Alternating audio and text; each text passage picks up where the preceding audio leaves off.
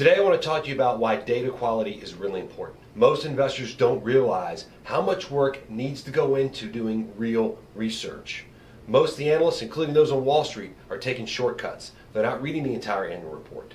Last spring, my good buddy Chuck Jaffe over at MarketWatch, he's one of the top columnists on MarketWatch.com, called me up and said, "David, give me a couple of the items that are important to take out of an annual report." I said, "Chuck, I can't just rely on a couple because you never know if the one that you overlook could be the one that blows you up, and it's different every time." He said, "Look, we're talking about retail investors here, so I can't tell them to read the whole 10K because it's just impossible." And that's true. It is impossible.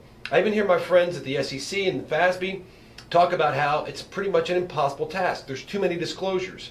And my response is, well, which one are we going to cut out? Because all of them are important.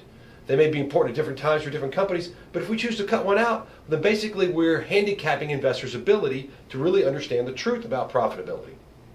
And we don't want to do that. The thing you need to do is have access to tools or proprietary technology as we do to go through all these filings, because it makes a huge difference. That's why my friends at the FASB and the SEC often look to the things we do, research and my advice to figure out what the loopholes are and to avoid creating future loopholes. Let me give you some examples of why this matters. In 2011, we wrote an article, "Dead Company Walking," talking about Eastman Kodak, because we found one super important data point that blew the company up. It was on page something 85 or 285 of the annual report. I don't remember which one, but it was the expected return on plan assets for the company's pension plan.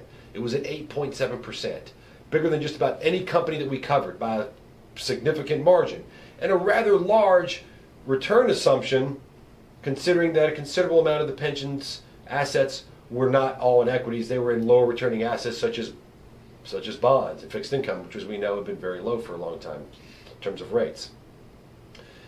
And what this high return on plan asset assumption allowed them to do is boost their revenues by 2.2%. Revenues by 2.2%. All the while, the pension fund was underfunded by $3.6 billion, or something like 3 times the company's market cap at the time. That's cooking the books, and that allowed the company to report positive and growing accounting earnings, even though the economic earnings were going down the tubes. And we pointed that out, and lo and behold, 6 or 9 months later, the company's pretty much bankrupt. The stock's down 90%. Another example of where data made a big difference. Scripps Networks Interactive, a report we did early last year as well, pointing out that the company's economic earnings are actually much better than the accounting earnings because of the work we did in the footnotes. Another big item was the deferred content cost for Netflix. You look at how fast that's growing compared to actual revenues, and you see that the cost structure of that business is really getting blown up. That stock's down a lot since we recommended investors avoid that as well. Sometimes it's not just one data point, it's a collection of multiple data points. Western Digital is a great example. That was a stock we made a buy recommendation on a couple years ago, where we saw a lot of great things, and that one's done extremely well. I mean, it's up 50, 100%, something huge. Another one like that is Viacom. This was a lot of stuff in the footnotes, but in addition to that, this company was doing a huge buybacks, something like the equivalent of a 17% dividend yield in the form of buybacks. That's a very strong data point. My point is, if you really want to be diligent about investing, you've got to look at all of these things, because you never know which one of them could completely support your thesis or deny your thesis. There's no substitute for doing the homework, otherwise you could get blown up. And that's a big difference between the things we do and what our competitors do. We really we're a unique business that we have 2 different sort of competitors. We've got research firms that actually try to do what we do. And then there are the raw data providers. We're the only firm that collects our own data and does our own research. And I believe that makes us better at both. We know what data is important to collect because we're building our own models. And we also are smarter about our models because we know what data is available. Our competitors on the research side, most of those guys haven't looked at a 10K in probably 10 or 15 years. I mean, haven't looked at one. They're completely dependent on the data providers. And when we run data checks or comparisons against other data providers, we blow them away. It's not even close.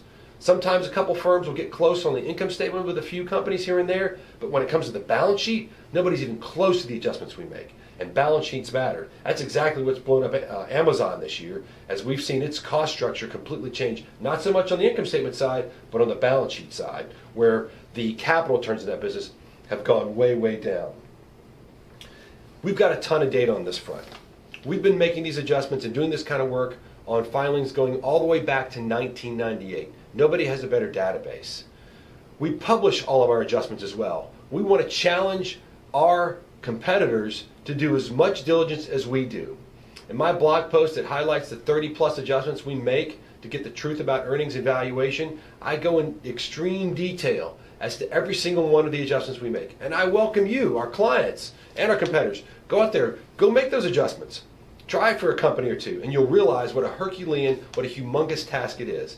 That's why I built a company to focus on creating technology, expertise, and intelligence around doing this with scale. That is why I'm called upon by FASB and other regulators to help advise them as to what companies are doing, where the loopholes are, where the bodies are buried, and how to fix it. So we encourage our clients to take advantage of the best ratings and the best fundamental research in the world on the 3,000 plus stocks we cover.